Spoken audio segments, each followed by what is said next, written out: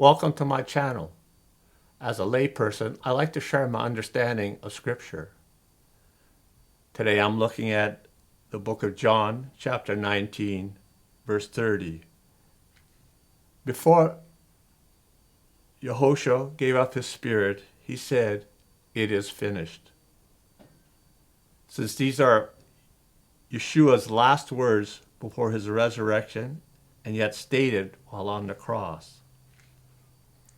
The significance of these words and what they are referring to has been discussed by many people and the outcome can vary.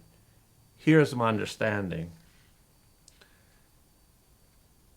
This phrase, "it is finished," harkens all the way back to Genesis chapter 3, verse 15, where it says, "The seed of the woman shall crush your head."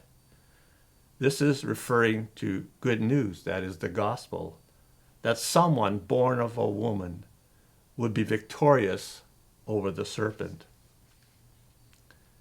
When Yehoshua said "it is finished," he meant that his death and resurrection is the completion of the promise that the seed of the woman will crush the head of the serpent. The sacrifices in the temple took place on the 3rd, the 6th, and the 9th hour. It was on the 9th hour when Yehoshua said, "It is finished." And it is the 9th letter of the Hebrew alphabet that I wanted to talk about. There's quite a few variances on what the 9th letter is. In Paleo-Hebrew,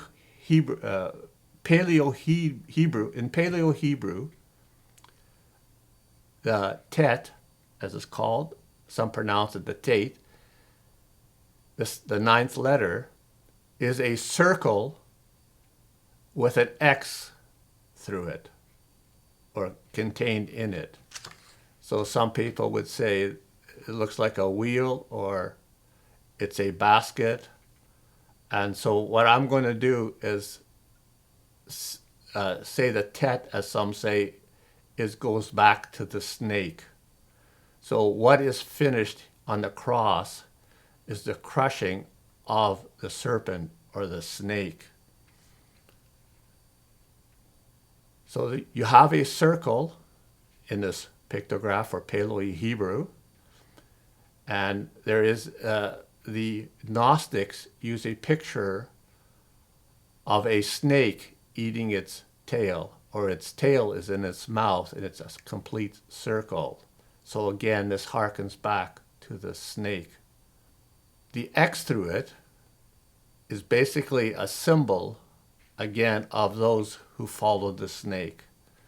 That's why we have people today talking about SpaceX, X-Men. People removing Messiah from the word Christmas, which I don't follow, but they've changed it to Xmas. And some people can be identified to the use of their arms by putting an X across their chest. Again, identifying who they're showing. Again, they are showing who they're identifying with.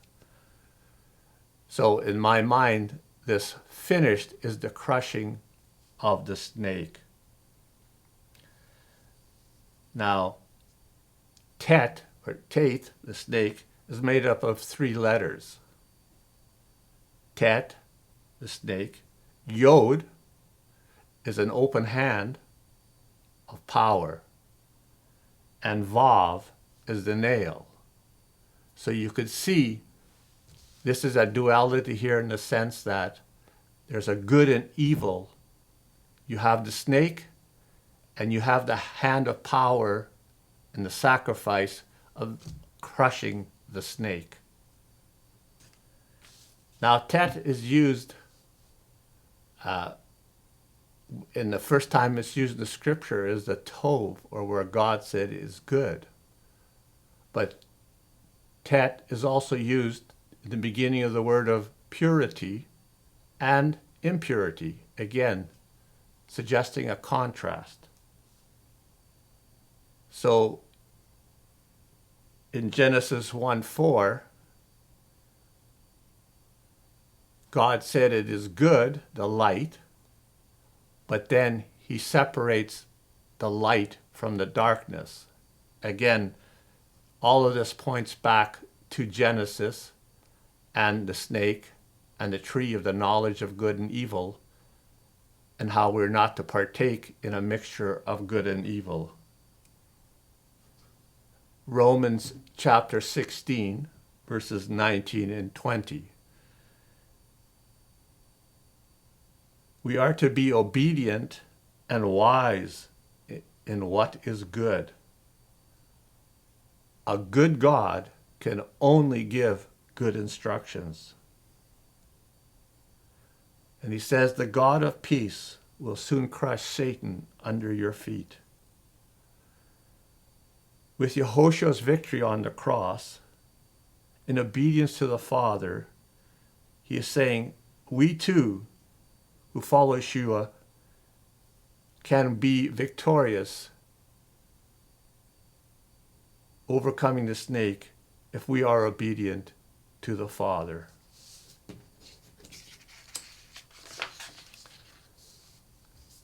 Thank you for watching. If you liked what you heard, please share with someone. And if you don't, share with everyone. Thank you.